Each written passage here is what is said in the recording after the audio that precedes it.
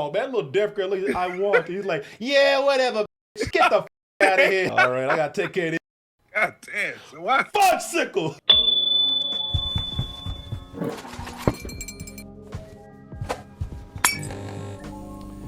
You know, it was only about 48 hours ago. I was talking about Marvel, boy. Marvel, you just messing up. What happened to you, Marvel? You used to be beautiful. You see, as I read an article. You were reading, huh? That's what I get for reading, man. That's why I don't read half the time. Because when I do read, then I just start criticizing things and being all negative. And that's what I was like with Marvel, man. I read this Variety article talking about how Marvel is just messing up. Marvel ain't what they used to be. Marvel's in a slump. Marvel, what the hell happened? Marvel, what you gonna do, man? You just fucking up. And I sat out there, and the whole time I was reading that article, I was like, yeah, exactly. And I've said the same thing. I was talking about how Marvel's pretty much where DC started. Just not knowing what they want to do. Yeah, I read some of them articles too, but yeah. Yeah, in other words, talking trash is what I was doing. So, I know it's going to seem very weird for me to come back around and start kissing the ass of a trailer that we're about to watch right now from Marvel. Because one of the things I was talking about, I was like, and you know what? Yeah, one of the biggest problems with Marvel right now, too many TV shows. Y'all just need to stop doing all these TV shows. And then today, boy, I can't wait for this TV show. Yeah, man. And I can't. I cannot wait to see this new show that they have coming up called Echo. Now, if anybody's been watching some of the Marvel shows, in particular the Hawkeye show that they did, the Christmas show that they had for Hawkeye, they had a character Echo in there. And we've all been hearing about how this character of Echo is going to be getting her own spin-off show. And there she is right there. And it's a cool concept. It's this superhero or anti-hero, or in Hawkeye, she was actually a villain. She's actually a deaf, mute, one-legged Native American. Boy, Jesus, there it is. But if that don't cover every demographic out there. I mean, I'm sure she's lesbian too, Hey, make sure this checklist. Hey, you're missing a box. Yeah. What's her pronoun? Box here. Now, I enjoyed the character in the show, but there's something about this trailer in particular that I want to talk about. And there's a reason why. There's one main reason why I am looking forward. At a time that I'm saying that Marvel has too many TV shows, there's one particular thing with this particular show that I'm very much looking forward to. What is that thing? Let's go ahead and take a look at this trailer. Have you seen the trailer yet, Oz? I have. All right. Well, Oz, we're going to watch it again. Let's watch it together. That's even better. Yeah, that's even better right there. We're going to watch it together, and I will tell you what this thing is that has me very interested in this TV show. And I will tell you that right after this.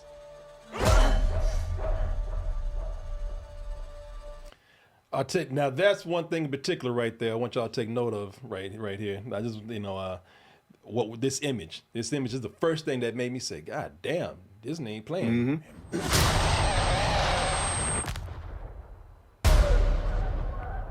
So this character, and I'm sure people read the comics know more about the character than I do, but if you ever watched that Hawkeye series on Disney Plus, then you know that this character is tied very much with the Kingpin. The Kingpin is played once again by Vincent D'Onofrio, and a lot of people were excited to see Vincent D'Onofrio come back along, with this character or being tied with this character right here. So let's just go ahead and get into what it is that I'm looking at this for that has me so excited, or at least has me so interested. The first part of this trailer right here, because when they said it was about the first 2 seconds of this, I'm like, okay, here we go, another TV show. Too many TV shows, not looking forward to this, but all right, show me what you got. Don't be afraid. Shit, I just saw you beat the shit out of a man about fudgesicle. What the hell? But okay, yeah, if you say so, I'll do whatever the fuck you say. Okay, so this is what got my attention right here, man. When the moment that they showed the Kingpin's hand and the blood was actually red. I mean, he's covered in blood. Because usually when we see trailers, where there's blood and it's for something that's PG or PG-13, they make the blood black. They don't make it red. And I was like, oh shit, okay, so wow, well, we going there with this. So immediately it had me questioning whether is this Disney going into a more mature direction? And as the trailer went on, and I saw them doing different things, like this shot right here, where blew this man's neck off. Right, I was like, oh shit! I said, there's no way that this is a TV 14 or TV 13, whatever it is that they're doing. I said, this is a I said, TVMA, right? What's that? Yeah, if you look TVMA. at the end of it,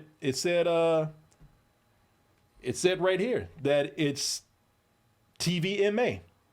And so first of all, I'm wondering if that's going to be TVMA for both Hulu and Disney, or if it's going to have another version of it on Hulu, a more mature version on Hulu, and a cleaned up version for Disney Plus.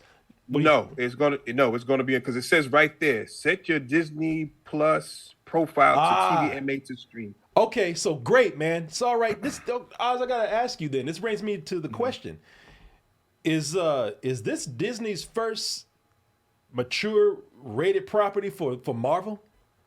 For Marvel proper MCU stuff, yes. Yeah. You had to set your you had to set your preferences for Disney Plus if you want to watch the original Netflix stuff that is now on Disney Plus. Nice. Okay. Right?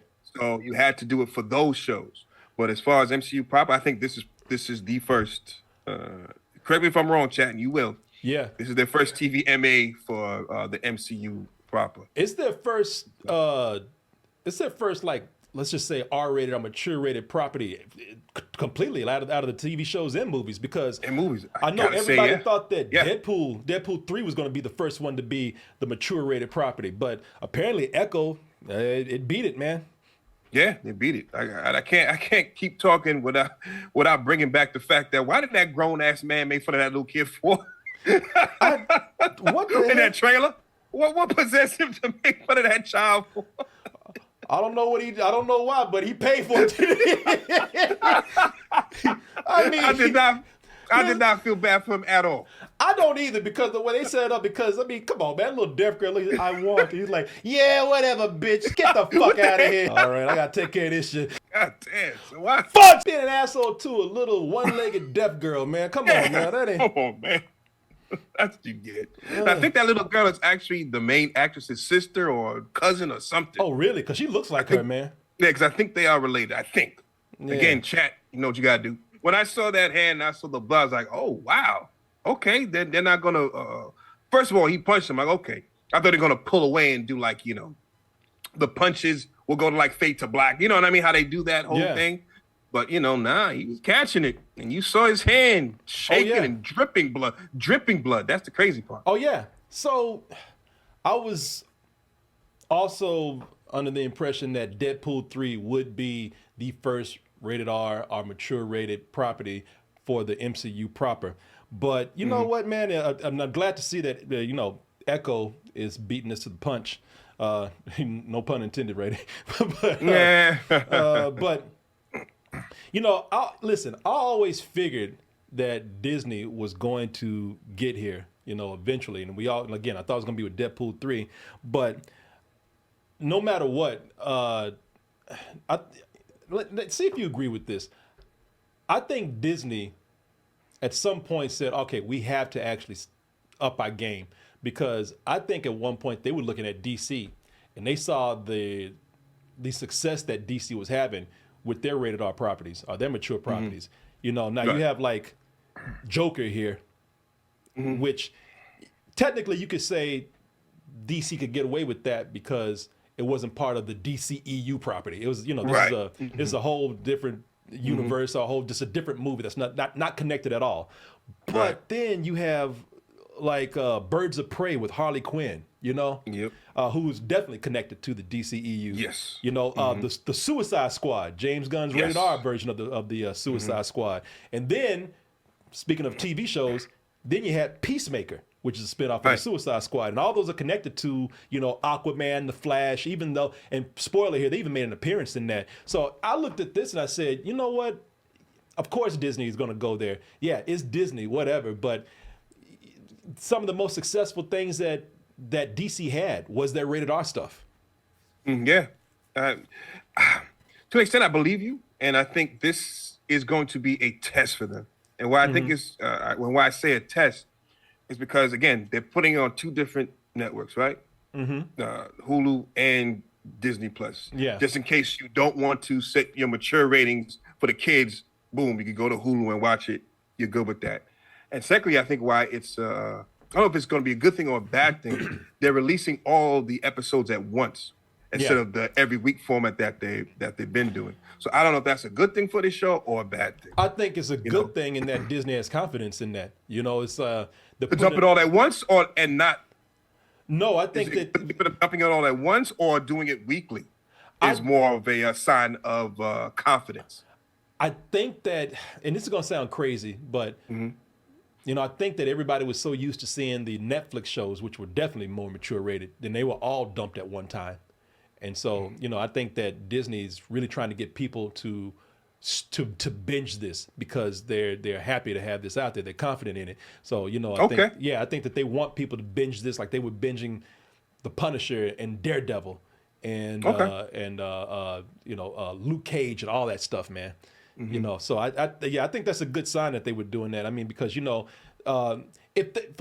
they weren't proud of it, if they would, if it was something that they weren't sure about, then they wouldn't be bragging about it, talking about how they're all going to be out there. I don't know, just because they were so committed to doing the weekly thing with all the other shows, and this one just dumping it all at once. I don't know if that's confidence or not. For me, I don't think it is, but maybe I'm wrong. See, that's where we differ, because I think it's very much confidence in this, especially with them being on two channels now. That's another thing. It's also on Hulu. So, they probably want people to binge this in two different places. And, also, it's a little something new with the MCU and a little something new for Disney Plus to have that there. So I think that,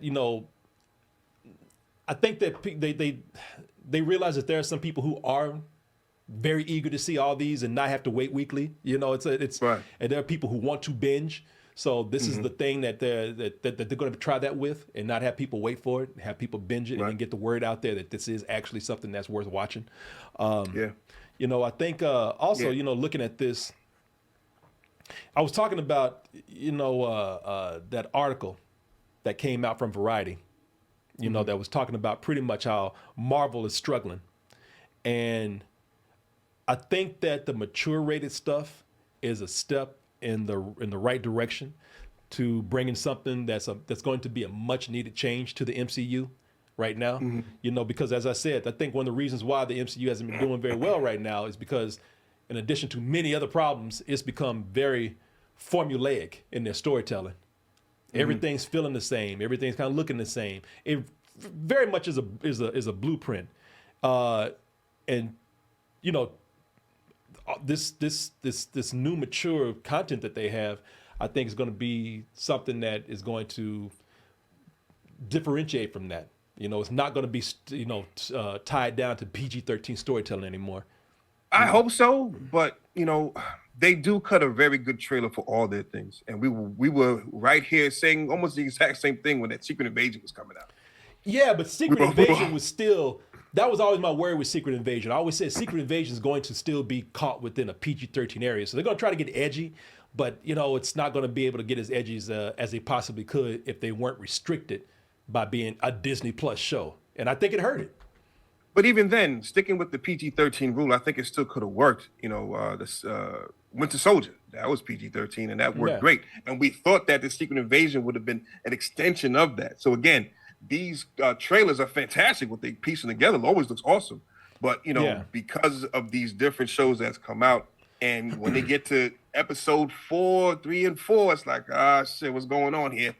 And then 5, and then the shit peters out, and it's been awful. Yeah. It's like, all right, it's hard for me to get excited over this. But at the same time, right, knowing that I'll be able to binge it all, maybe going through it, I won't have that time to hate as much of it, maybe if I'm not liking it, or if I'm liking it, I'm not sure. Yeah, you're not gonna have to wait anymore. But at the same time, I'm just like I said, I'm excited they just if it's just a different tone, that's something to look forward to. Because and I tell you the reason why is because this is just not me being excited over something just because I get to see blood and violence and all that kind of stuff. No, I mean like this is really going to take Marvel in a different direction if they do it right. These characters are not going to be able to be stuck within this PG-13 tone that they have for things, man. Especially if they're talking about bringing back some of these characters who already are known for being violent and edgy. If they're talking about bringing back John Bernthal as the Punisher, and I didn't like the Punisher. And that was a very R-rated property on Netflix, man. And that tone, this mature, violent tone, that's what works for that character. Now, I'm like you. I said they can do anything within a PG-13 area. And if they want to do the Punisher within a PG-13 area, I had confidence, well, maybe not now, being at what they do with everything else. But there was a point I had confidence that they could do it. But if they can do it within a rated R, a mature tone or area, then yeah, man, I think that's exactly what they need to do. Because these characters work so well within that violent and mature tone. Daredevil. I'll stop him. So they're doing what's it called? Reborn? Daredevil Reborn? Yeah, I think that's what it's called, because I know they went back to the drawing board with that shit again. Yeah, they got rid of everybody. And they have some people who are from Loki. They have some people, but they have one of the writers from Logan. They have somebody from the Punisher working on this. And so I'm thinking, man, it worked so well on Netflix what they did. I'm not saying they have to copy Netflix, but if they could keep this, again, a little more mature, a little edgier, that'll be great if they could do that, man.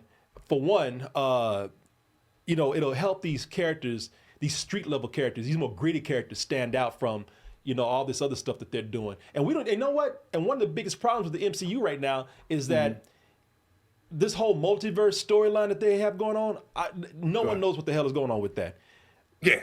These street level heroes or these street level villains or whatever, they can have their own thing going on, man. They can have their own thing going on, own little violent, gritty, mature world, and we don't have to deal with that mess that's going on with the other heroes, the Avengers or whatever, whoever's messing with that. These could be stories that could be a little more accessible, a little simpler. And again, if the tone is right, be different, just completely different contrast from what we have with the rest of the MCU. And I'm gonna get this back to you in a little bit, but then I'm excited about what that means for the characters. Could Blade possibly be rated R? I don't know. It might be. It might not be. When they bring in somebody like Ghost Rider, Ghost Rider is known to be a more mature character sometimes. Maybe that will be a rated R or TVMA whenever they decide to do that character. Some of these characters need to come in, and they don't need to be under the colorful, jolly, family friendly MCU blueprint that we've seen before. So that's why I'm pretty excited about this. Yeah, no, I hear you. I mean, after Endgame, man, I kind of just tuned out everything, because there's no way they're going to live back up to that, right? I'm not somebody here crying about, we need to go back and do that. No, I'm not saying it at all.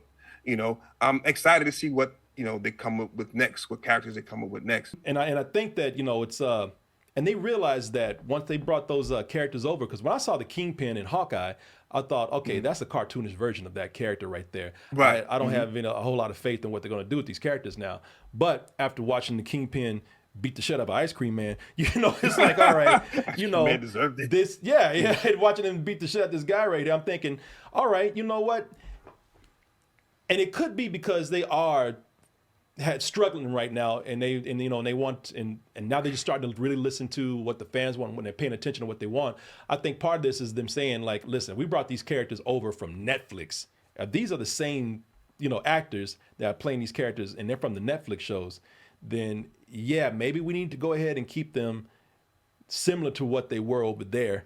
We were talking about Gen V, and we were talking about The Boys, and talking about Invincible. Just simply being able to tell a story within a rated R area or a mature area. Again, I'm not a person who likes sex and violence and nudity and all that kind of stuff for the sake of it. But if we do watch what they do with with the boys in Invincible, you see that there's certain restraints lifted off of them where they're able to tell richer stories. So I'm hoping that might be the case with what we see here. Again, we don't know. I'm looking forward to checking out this Echo. I'm just not excited to watch it because I know some people are on the extreme side of where you are, like, oh my God, they're bringing the blood back, yeah. You know what I mean? Yeah, I ain't gonna lie. I'm kind of that way. I'm like, hey, well, it's not because I was like, yeah, right. Yeah, blood. Oh my God, it's edgy. No, I'm not. That's not the case with that. It's just, right. I've been wanting them to step out their safety zone for a long time. Gotcha. Yeah, I've been wanting they for a long time. Disney has had a comfort zone, and a lot of people have sat back and said, man. Is Disney Plus, and I kind of felt like this, Disney Plus going to be a prison for some of this storytelling, because of the constraints that apply to this.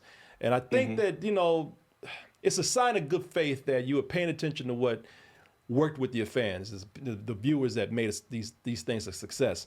Like I said, when they talked about getting the Punisher back into the mix, it was like, all right, you know what, this is good, but are you going to actually do what made that character work? And I think they're paying attention to that. We're at this point now where you bought so many different properties. Now you have 20th Century Fox. Now you have, Marvel. You got Star Wars. Listen, we can't all just stay within the same tone of telling stories on Disney Plus because we don't want to, upset families. There are different people on here who are wanting to watch different kinds of entertainment. And, you're going to have to up your game on that. And here's the other thing, man. Let's just get right down to it. Disney Plus ain't doing as well as they thought it would do. Let's just call it for what it is. Disney Plus ain't doing as well as they thought it would do. And so they need to get a whole variety of demographics watching Disney Plus. So just from a business angle, I know what they're doing. You goddamn right don't come in here and put some blood and violence and shit. Yeah, we probably gonna start seeing titties on there too after a while because they Disney Plus, they want that streaming service to do better, and they realize they can't stay in the same place and keep doing the same thing if that channel is going to grow, if that streaming service is going to grow. So if it takes that for them to expand, then fine. So yeah, man, I'm like you said, man, I'm more curious than anything. I am cautious. Right. I'll go into everything cautious, but there is promise here, and that's the thing I'm really kind of excited about. This shows me, and I'll end with this. It shows me that if nothing else, to course correct, Disney is listening. This makes me feel like when this came out. And this was coming. This was in the works before all these reports of Disney doing bad came out. But if they are listening to fans and sitting up here saying that we do need to appeal to many different demographics, then that's great. That again gives me faith in what they're doing. Marvel's going to have to get out of that slump at some point. Yeah. And this is probably a good starting point right here.